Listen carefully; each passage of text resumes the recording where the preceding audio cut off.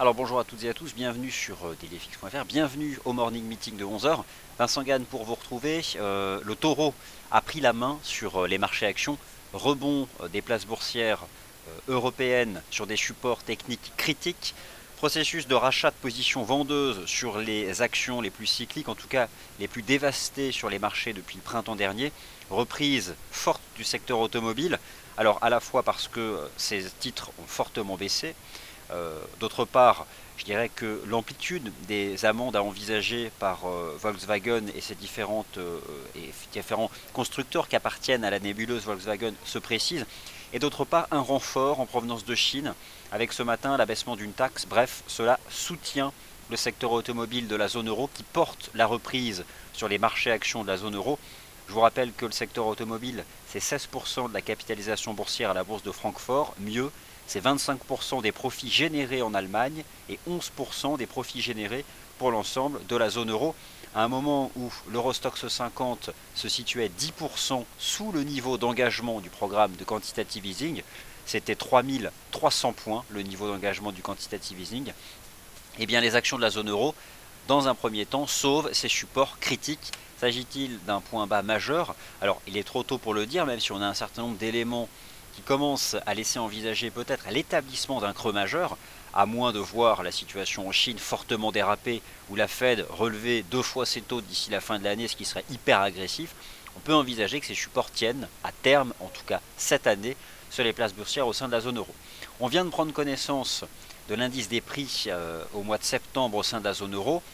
La partie sous-jacente est conforme aux attentes, l'inflation standard ressort inférieure au consensus, moins 0,1%, exactement comme ce qu'on a observé hier en Allemagne, ce qui renforce les spéculations en faveur d'une extension du programme de quantitative easing de la Banque Centrale Européenne dès le mois d'octobre, à savoir donc dès la prochaine réunion monétaire de la Banque Centrale Européenne, ce qui exerce, mais de manière pour le moment marginale, une pression baissière sur le taux euro-dollar, qui reste pour le moment couvert donc par cette ligne de tendance baissière. Alors, prenez aujourd'hui le CAC 40, la hiérarchie titre du CAC 40, moi je vais venir sur le DAX en intraday, je confirme mon objectif à 9700 points, objectif que je vous ai proposé ce matin dans le rendez-vous des scalpers.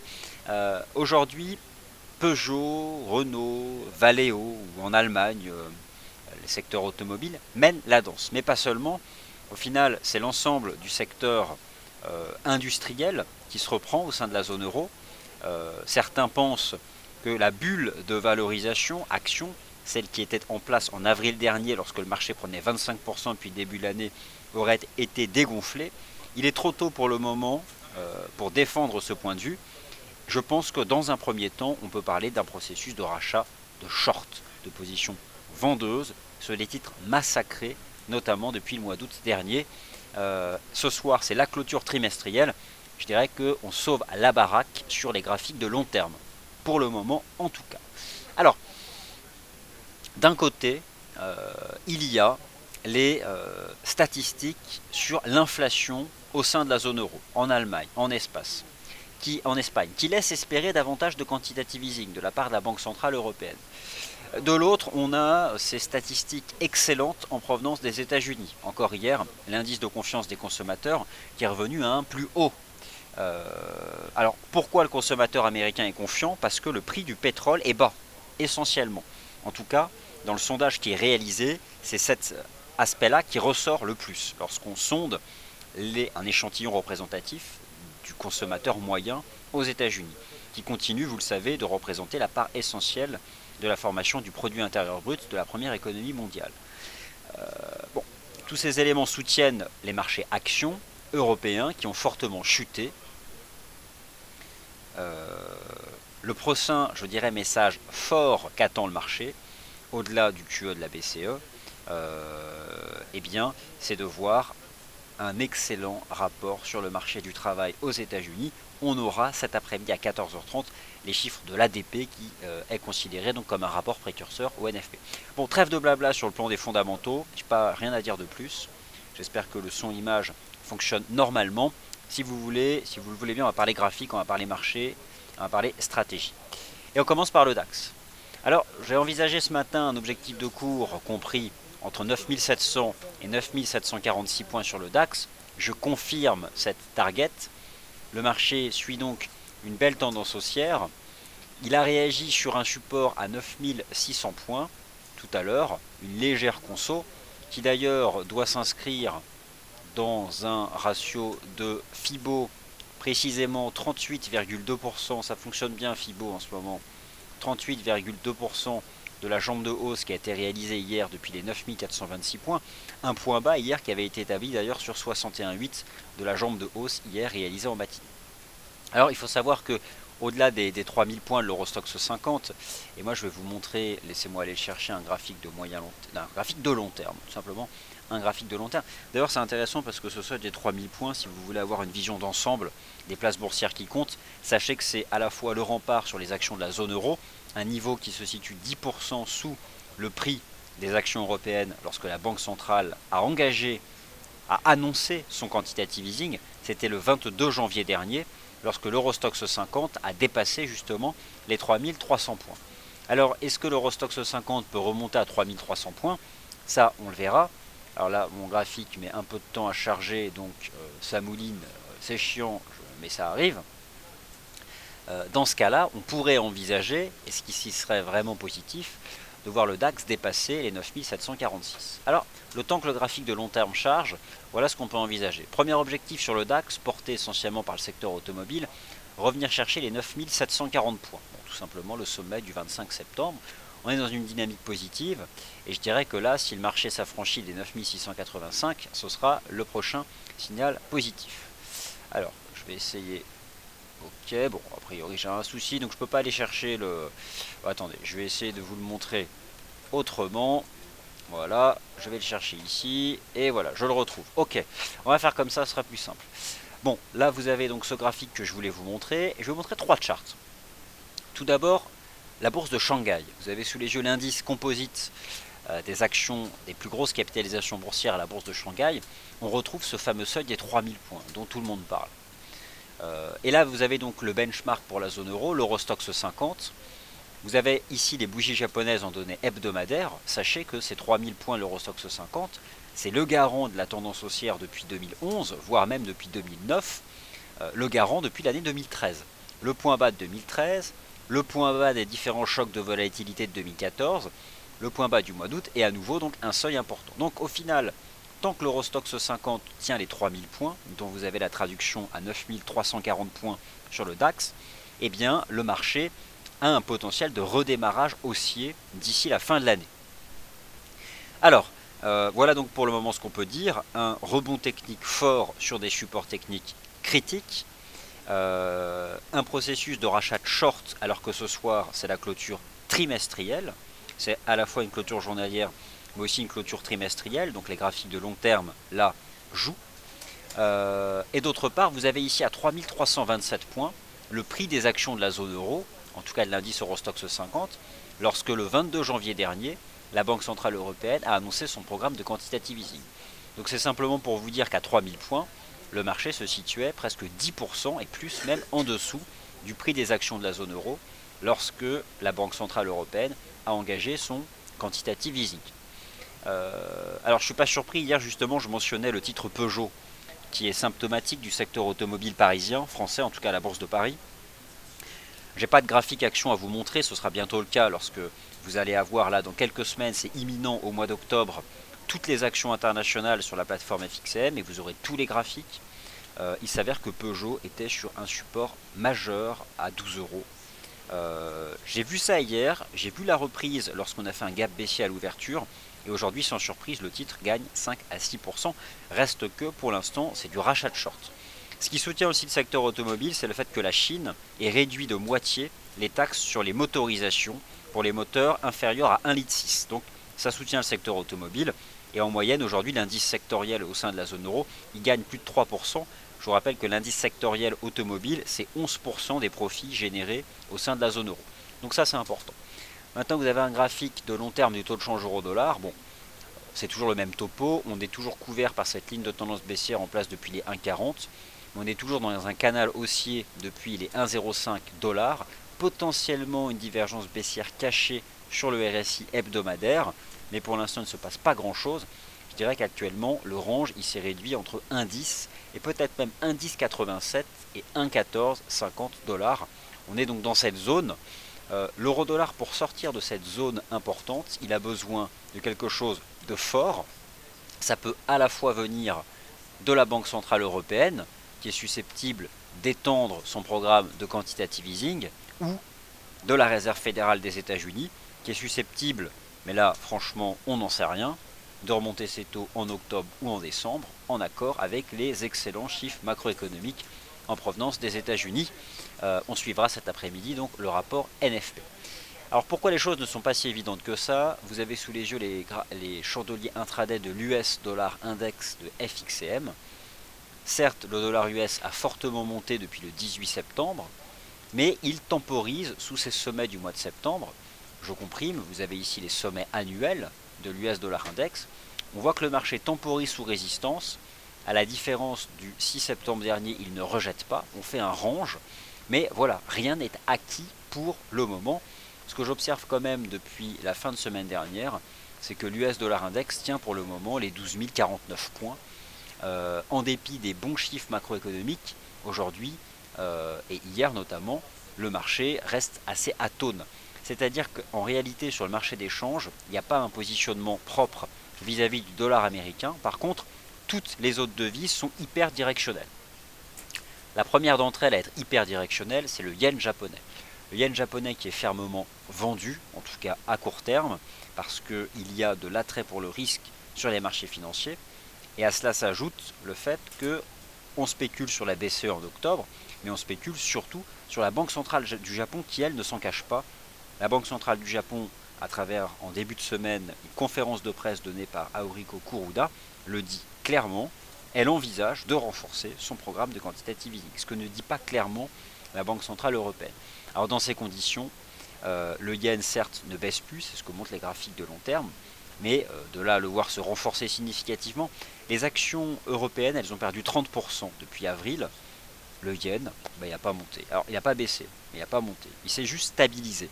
Alors imaginez que les actions européennes confirment les supports extrêmes, notamment les 3000 points, l'Eurostoxx 50, et qu'en plus de ça, la BOJ renforce son programme d'achat d'actifs en octobre, le yen baissera. Le taux USD-Yen, je l'ai trouvé résilient dans tout le choc des marchés actions ces dernières séances. L'USD-Yen, il a chuté en octobre. On aurait pu s'attendre à ce qu'il chute à nouveau en septembre avec un regain de volatilité sur les places boursières européennes. Et il a tenu le choc. Il a tenu la zone des 119 yens, toujours dans un range. Cependant, hier, le taux de change USD-Yen est revenu au contact des 119,23. Je vise désormais tout simplement le basculement de la partie basse du range vers la partie haute, et je pense toujours que le taux USD-Yen peut rejoindre les 120,60 yens, essentiellement parce que le yen est sous pression. C'est une devise de financement. On l'emprunte pour acheter des devises qui rémunèrent davantage. Ça pourrait se renforcer d'ailleurs, cette stratégie de carry trade. Elles peuvent prendre de l'ampleur parce que pour l'instant elles sont marginales si la Fed devait relever ses taux.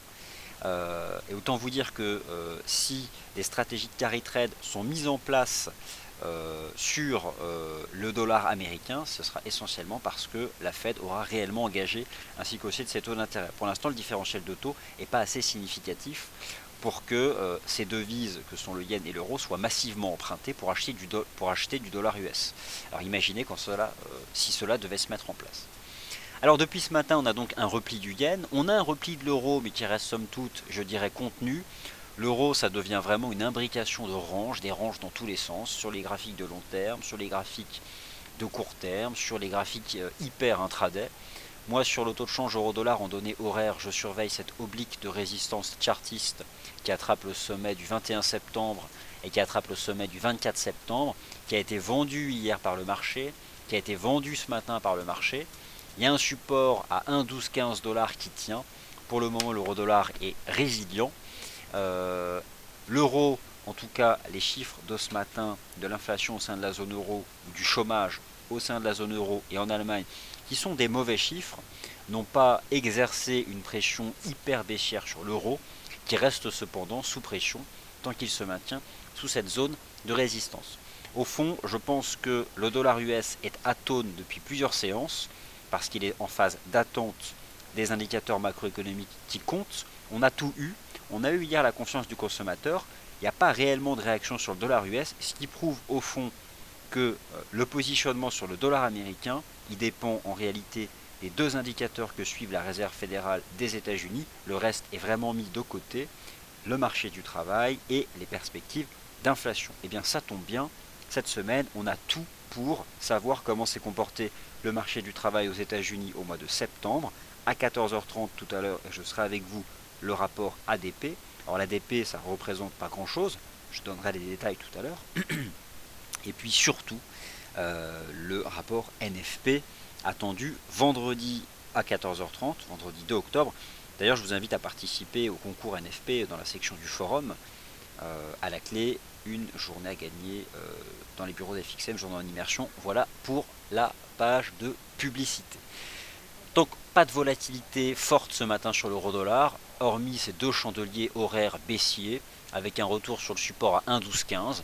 On est désormais comprimé entre 1,1215 et 1,1267 $ sur le taux de change euro-dollar. Le risque baissier, ce serait casser les 1,1215. Le risque haussier de casser à la hausse les 1,1266. On peut parfaitement rester encore des semaines entre 1,10 et 1,1450. Pour l'aspect directionnel de moyen long terme, ce qui compte, c'est la clôture hebdomadaire vis-à-vis de ces deux bornes, 1,10 $ et 1,1450 $. Voilà pour ce briefing technique sur le taux de change euro-dollar. Voilà pour le briefing technique sur le DAX, l'Eurostoxx 50. Bon, le CAC, écoutez, l'idée c'est d'appliquer sur le CAC 40 le raisonnement que vous appliquez sur le DAX et l'Eurostoxx 50, puisque à 4270 points, il n'y avait pas de support critique à la Bourse de Paris. Il y a une zone sur les graphiques de long terme entre 4000 et 4250 points. C'est vraiment pas aussi propre que les indices plus suivis. Dans tous les cas, c'est plus ou moins le même topo. Et on a eu ce matin un signal positif sur le CAC au franchissement des 4378. Alors voilà, si la tendance haussière se poursuit à court terme sur le DAX, l'Eurostoxx 50, le secteur automobile, tous les secteurs cycliques, même les valeurs financières, eh bien on peut envisager qu'au CAC 40 rejoigne quant à lui les 4480. Alors vous comprenez bien qu'il s'agit pour le moment d'objectifs de court terme, parce qu'aujourd'hui le mot d'ordre c'est rachat de short à la clôture trimestrielle, alors que le marché se situait encore hier matin au gap baissier d'ouverture, plus de 10% sous le prix moyen des actions de la zone euro du quantitative easing de la Banque Centrale Européenne annoncé le 22 janvier dernier.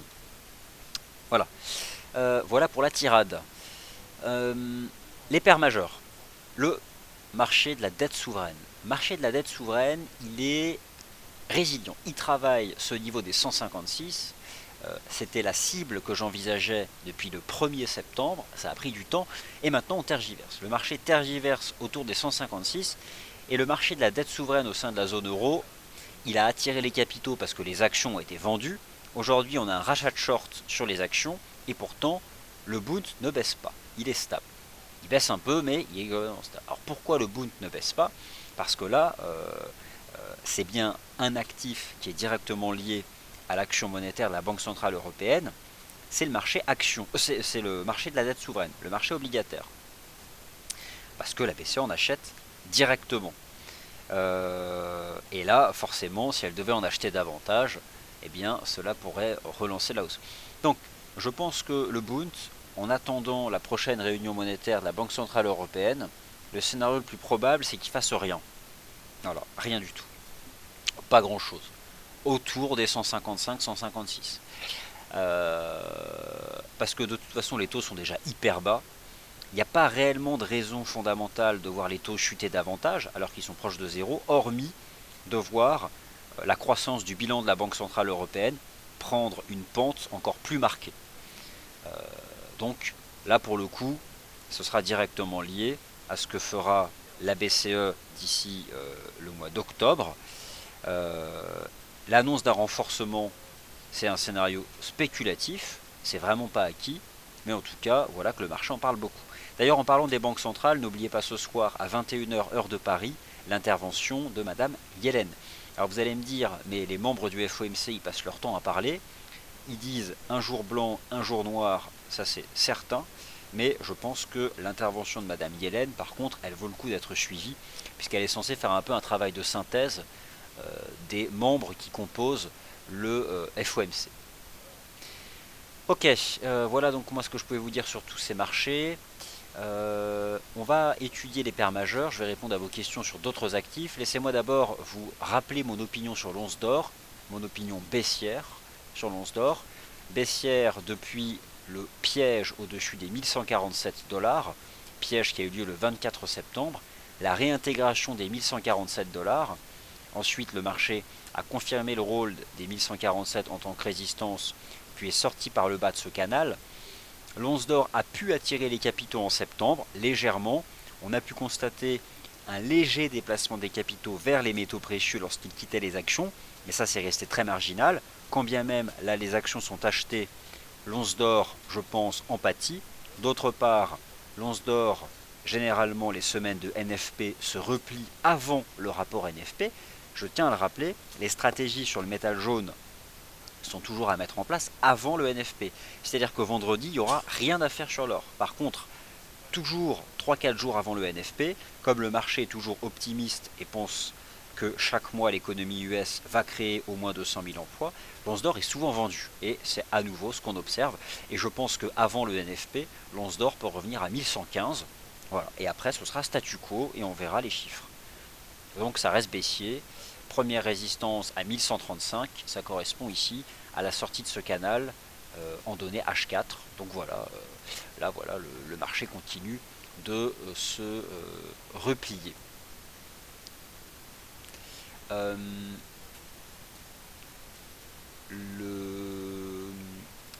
pétrole, et ensuite les paires majeures, et ensuite ce que vous voulez. Le pétrole, j'ai envie d'enlever tout ce qu'il y a sur mon graphique et de laisser un actif, un indicateur, la moyenne mobile simple à 20 jours. Le marché il est dessous. À chaque fois que le marché teste la MM20, eh bien, le pétrole est vendu. Après, admettons que le pétrole, au risque de se répéter chaque jour, c'est un espèce de triangle, bon, comme ça le connaître par cœur. On est toujours dedans. Donc il n'y a pas grand chose à dire. D'ailleurs c'est intéressant de noter que la MM20 jours représente la médiane de la pattern. Donc on est en plein milieu.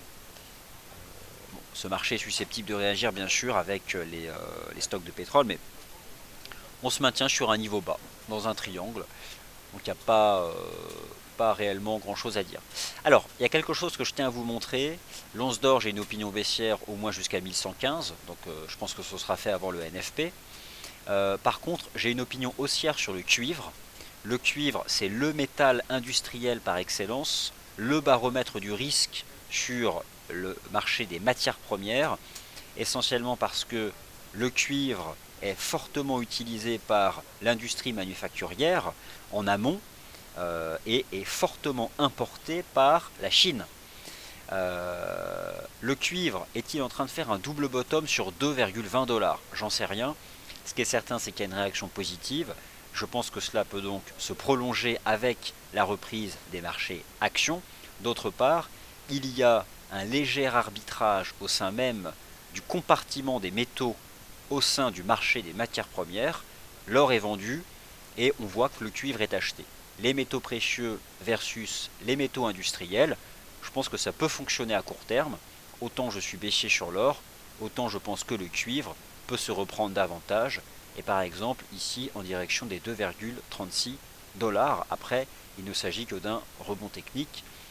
Alors, est-ce qu'on peut carrément remonter à 2,50 ? Pourquoi pas ? Faut pas non plus exagérer. Laissez-moi juste jeter un œil. En tout cas, moi j'invite pas à prendre des stratégies sur le copper, mais c'est très bon signe pour les marchés actions. Alors oui, non, j'apprécie les cassures techniques sur le RSI du cuivre, je confirme, je pense qu'on peut vraiment monter davantage. Donc haussier cuivre jusqu'à au moins 2,36. Haussier cuivre jusqu'à 2,36. et donc et baissier 11 d'or. Alors les paires majeures.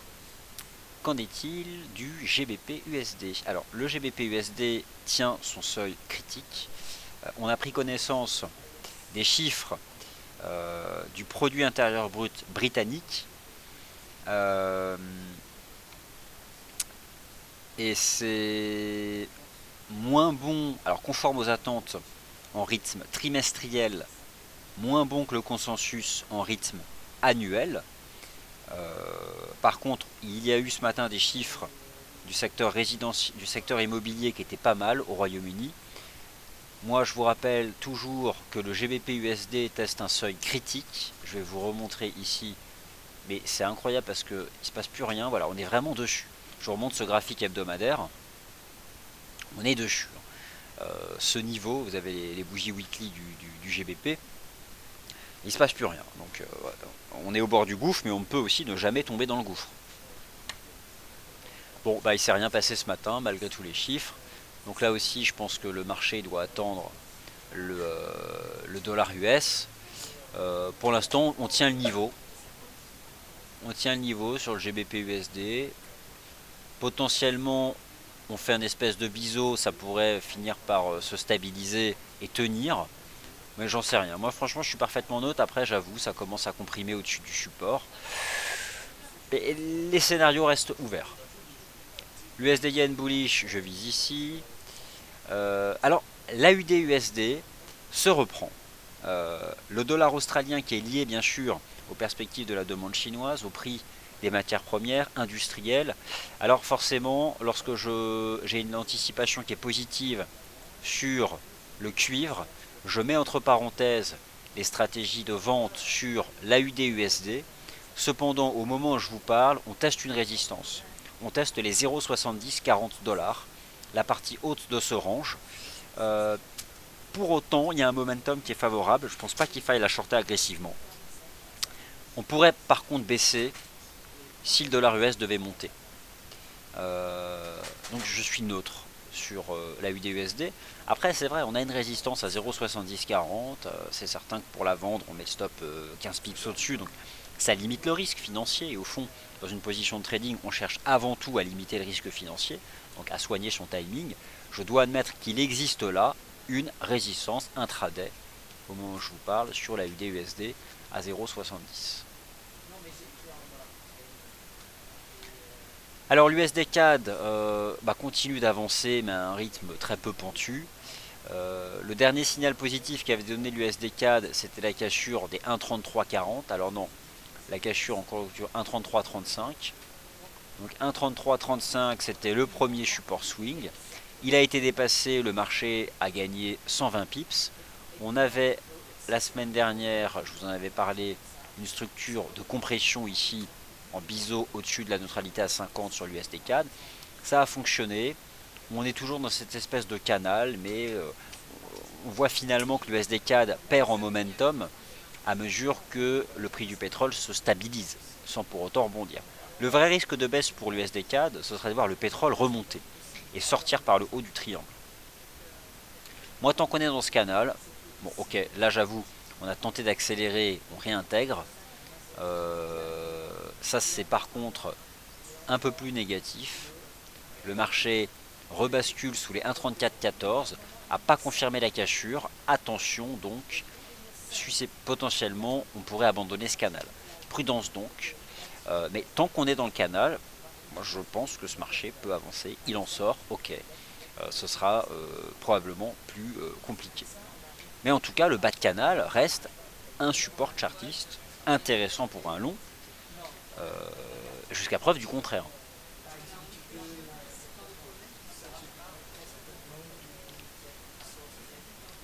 Euro GBP sous résistance. Euro GBP sous résistance. Potentiellement divergence baissière ici en données 4 heures. Échec au franchissement des 0,7421. Je suis même en train de me demander si l'euro GBP serait pas en train de construire une espèce de structure en biseau en données 4 heures. potentiellement une div. Pourquoi pas shorter l'euro GBP avec un stop au-dessus des 0,7430. Divergence, wedge H4, échec sous la résistance à 0,7421 pour revenir dans la partie basse du wedge à 0,73. Je dis pourquoi pas. Voilà, pourquoi pas adopter cette stratégie sur l'euro GBP. C'est l'euro qui est sous pression de manière générale parce que l'inflation elle est pas bonne, le marché spécule sur l'extension du QE, les taux obligataires sont bas et reculent. Vous connaissez le topo, chers auditeurs. Allez, je laisse le graphique intraday de l'euro-dollar sous vos yeux. Le risque, c'est de casser le support à 1,1215 et de retomber à 1,1190. En attendant, je me dirige vers vos questions. Alors la UD-USD, justement, je viens d'en parler. Stéphane, bonjour. Il y a en effet cette résistance à 0,7050. La chose qui me gêne, c'est le fait que l'AUD soit quand même liée aux matières premières. Il y a la Chine. Mais oui, ok, c'est une résistance. Ok, oui. Voilà, c'en est une. Peut-on envisager un DAX à 10 000 points? Un DAX à 10 000 points. Écoutez, si le DAX dépasse les 9 750, oui, on peut envisager un DAX à 10 000 points. Je pense que le DAX va monter à 9 700, 9 750. Mais il faut vraiment dépasser ce niveau technique. Donc pour l'instant, je ne parle pas des 10 000, il ne faut pas déconner. Enfin, si vous me permettez l'expression, bien sûr. Parce que, y a de la vol encore. Mais si on franchit la résistance, pourquoi pas. Mais déjà, on va se détendre et viser ces niveaux-là, c'est déjà une bonne chose. Ok, je vois une question sur le GBP Yen. Alors, au contraire, par fil, il y a bien une corrélation inverse euro-dollar indice boursier. Elle est certes moins marquée, mais on l'observe globalement à court terme. Ok, GBP Yen, GBP Yen, GBP Yen, NZD, USD, et ok, c'est parti. Alors j'ai vu toutes vos questions, j'y réponds. La première, elle est sur le GBP Yen. Le GBP, il est soutenu ce matin parce que globalement les chiffres sont bons en provenance du Royaume-Uni, notamment les chiffres du secteur immobilier. Ou intéressant, GBP Yen, peut-être qu'on fait un espèce d'énorme double bottom. Le Yen est sous pression.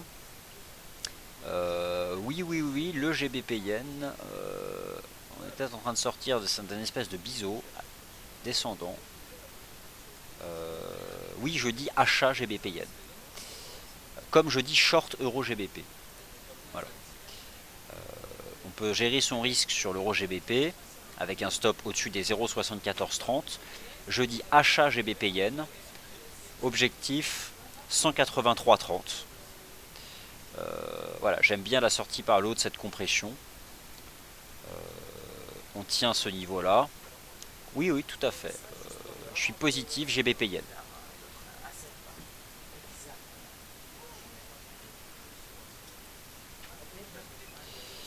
Et le NZD USD, bah écoutez, pas grand chose à dire, c'est un range 0,6240, 0,64 $. Tant qu'on est dans le range, je pense que là on a une résistance pour un short. Donc oui, 0,64, 0,8 $ reste selon moi une résistance pour un short.